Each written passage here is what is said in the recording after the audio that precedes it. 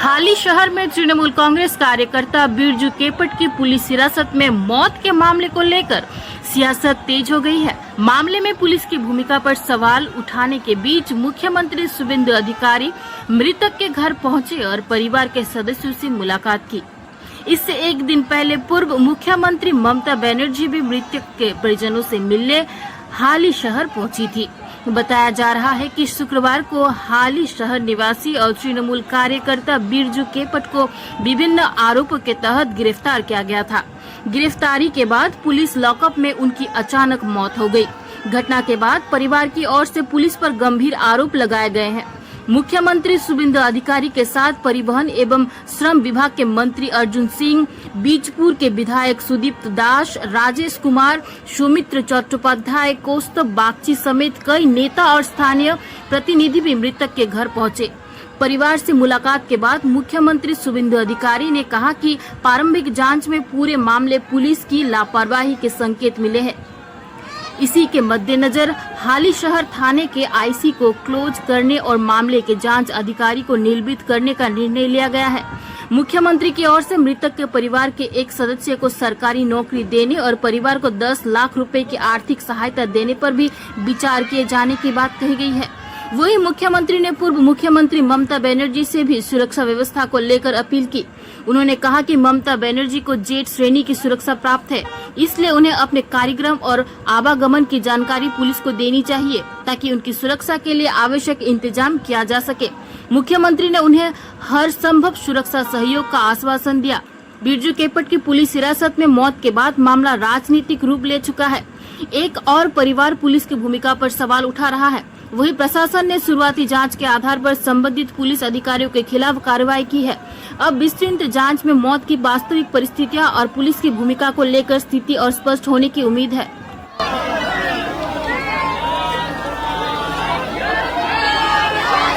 नवजीवन hospital में आपका स्वागत है।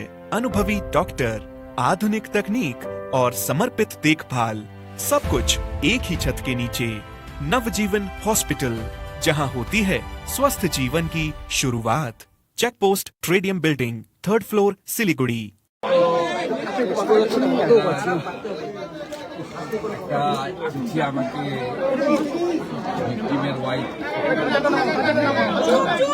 ছেলেটি মারা গেছে,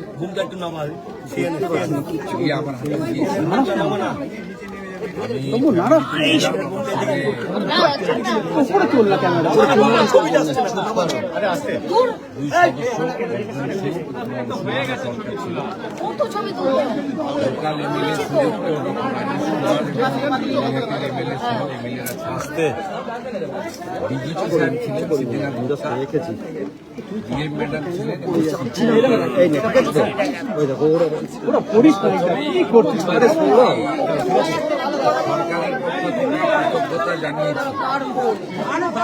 তারা এই মৃত্যুকে নিয়ে রাজনীতি করার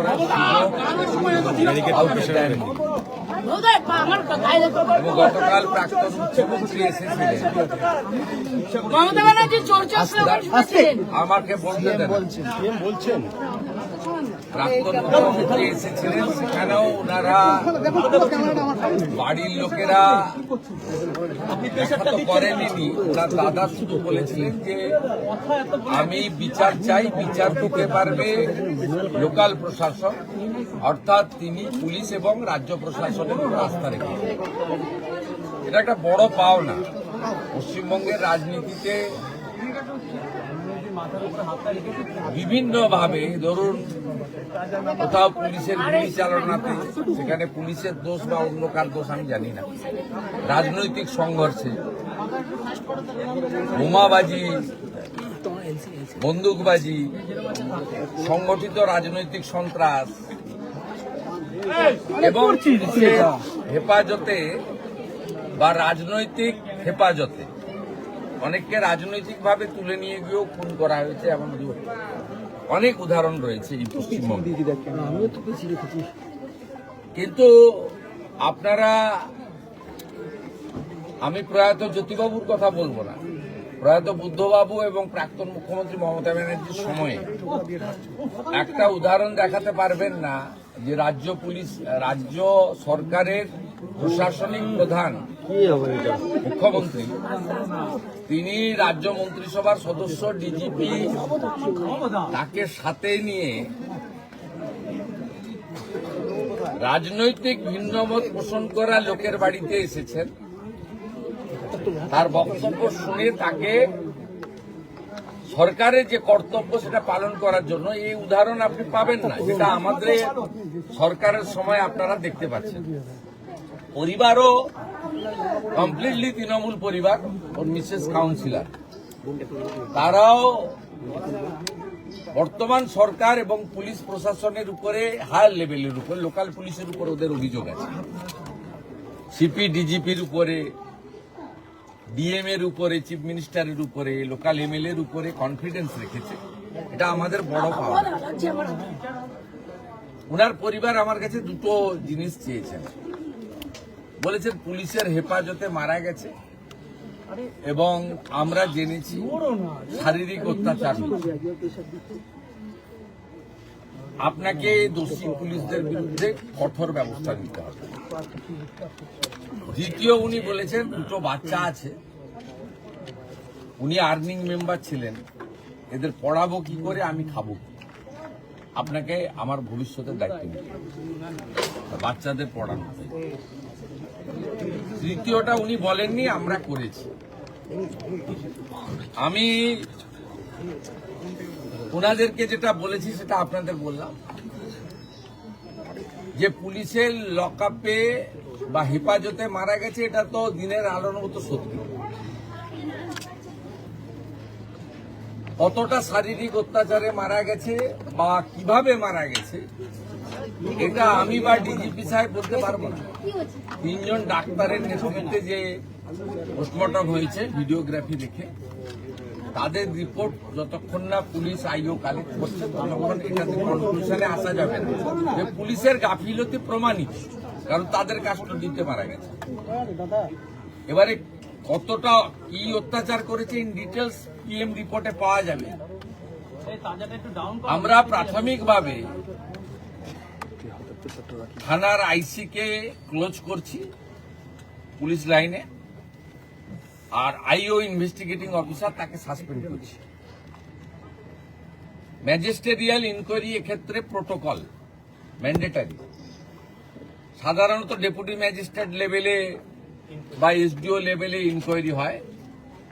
আমরা এক্ষেত্রে ঘটনার গুরুত্ব অনুভব করে এবং পরিবারের দাবি মেনে উত্তর 24 পরগনা জেলা শাসক মহোদয়াকে ম্যাজিস্ট্রিয়াল ইনকোয়ারি করার জন্য দায়িত্ব দিচ্ছি।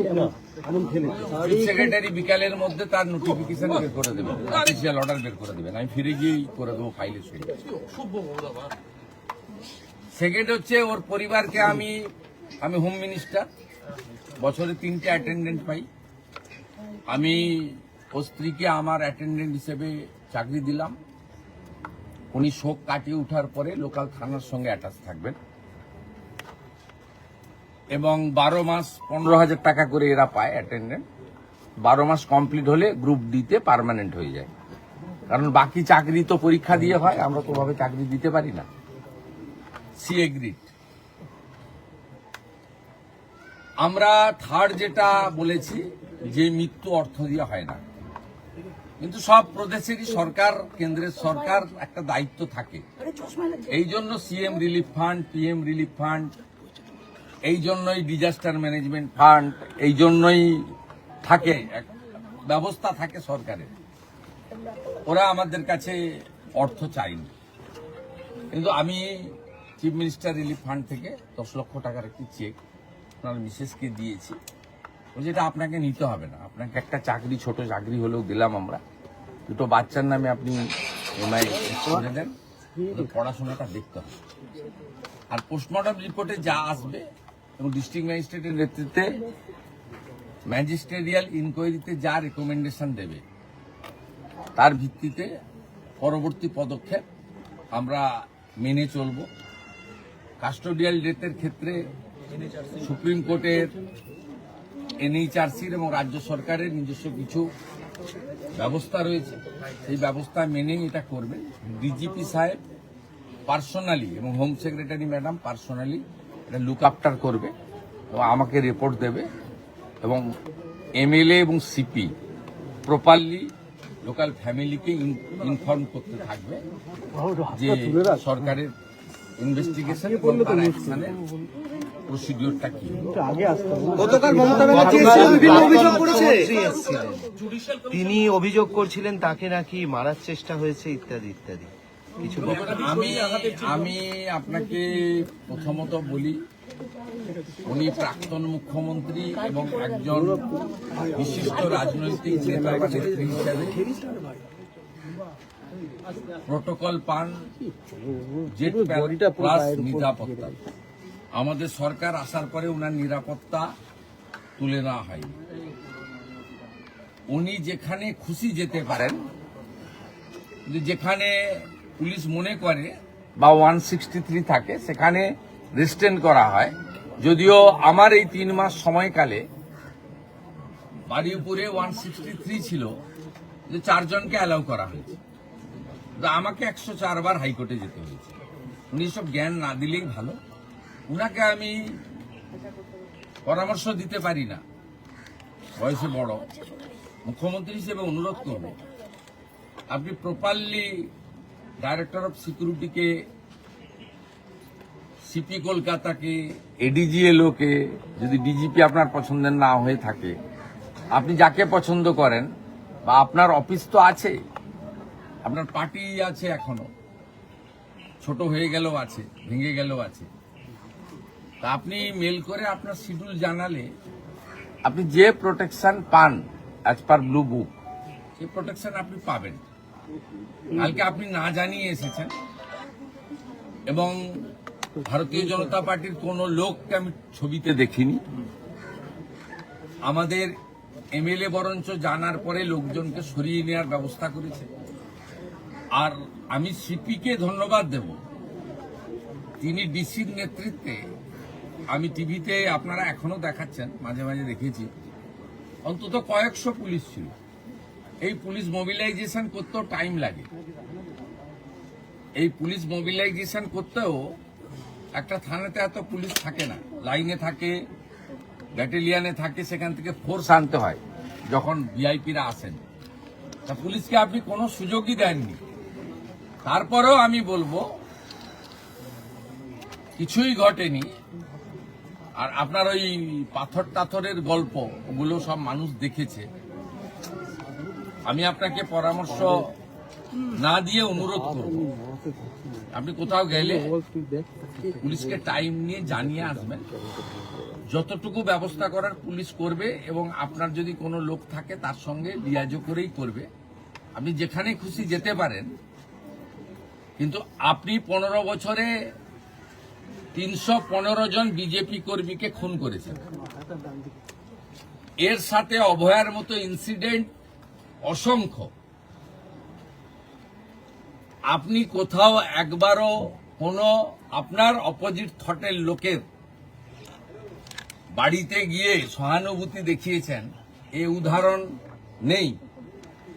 আপনার সময়ে রাজবংশী যুবক মৃত্যুঞ্জয় বর্মনকে এএসআই মোয়াজ্জেম হোসেন কালিয়াগঞ্জে মাঝরাতে বুকে গুলি করে খুন করেছে।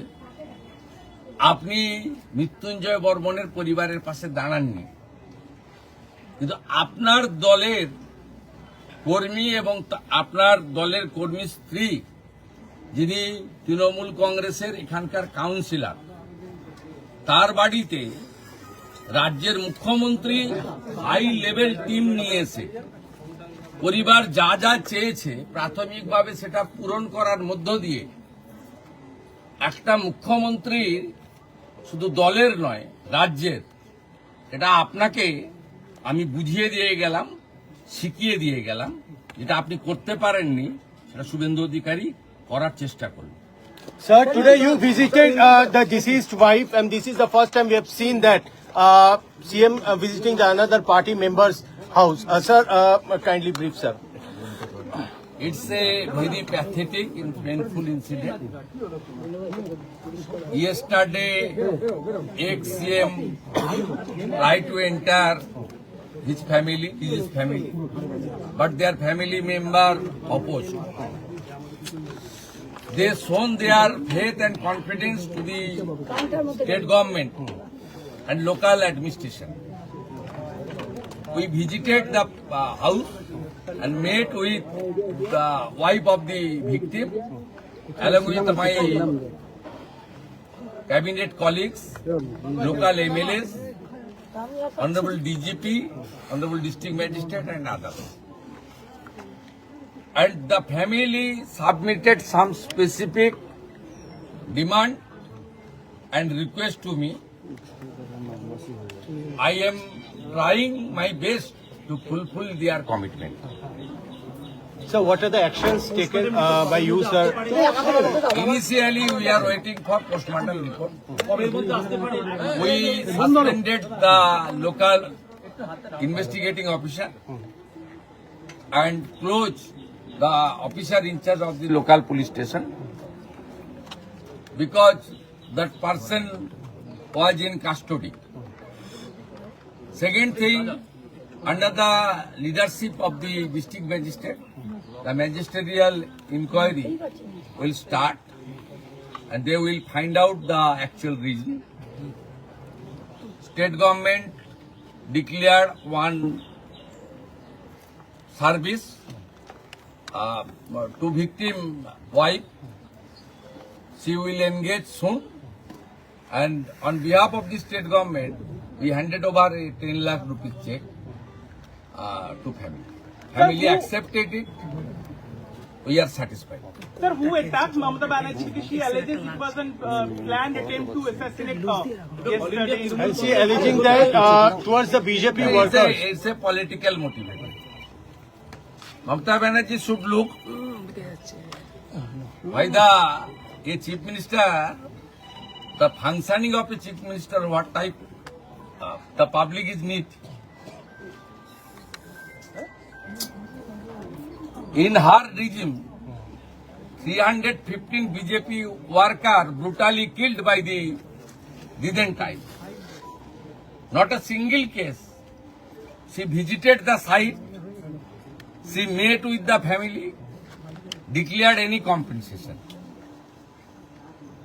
Yesterday, she came here to disturb the area, not inform the police properly. She is holding the Z plus category. Don't try to disturb the normalcy of the state. কারুর এগেনস্টে ব্যবস্থা নেওয়া হবে उन्होंने कहा कल मैं मर जाती आप भी थे ना? বলছি वो क्या बोलता है कादा बांग्ला में? उसमें कोई मर जाता है? কারুর এগেনস্টে ব্যবস্থা নেওয়া হবে কালকের ঘটনায় কোনো ব্যবস্থা No need. কমপ্লিটলি পাবলিকের জনরোষ হয়েছে, কিচ্ছু হবে না। কেউ পাথর ছোড়েনি, ছবিতে পুলিশ দেখেনি। জনরোষ এত চুরি করেছেন, আপনি পুলিশকে জানিয়ে আসলে আমি সব ব্যবস্থা নিতাম। Responsibility goes to police. আপনি পুলিশকে জানিয়ে আসেননি, আপনি কল্যাণ ব্যানার্জি আর দোলা সেন ছাড়া কাউকে বলেননি। আপনি you are holding Z plus category. আপনি যখন যেখানে যাবেন প্রায়ের পুলিশকে বলবেন, পুলিশ যদি মনে করে কোথাও আপনাকে একাকে তো অ্যালাউ করবে, এখানে কোথাও এমার্জেন্সি নেই, কিন্তু যেখানে 163 আছে সেখানে 4 জনকে নিয়ে যাবেন, যেখানে 163 নেই মোর দেন 4 যাবেন, উই হ্যাভ নো অবজেকশন। কিন্তু you should inform police properly because you are holding Z plus category still. আপনি জানিয়ে আসেননি, তার রেসপন্সিবিলিটি ডিজিপি বা পুলিশ মন্ত্রী নেবেন।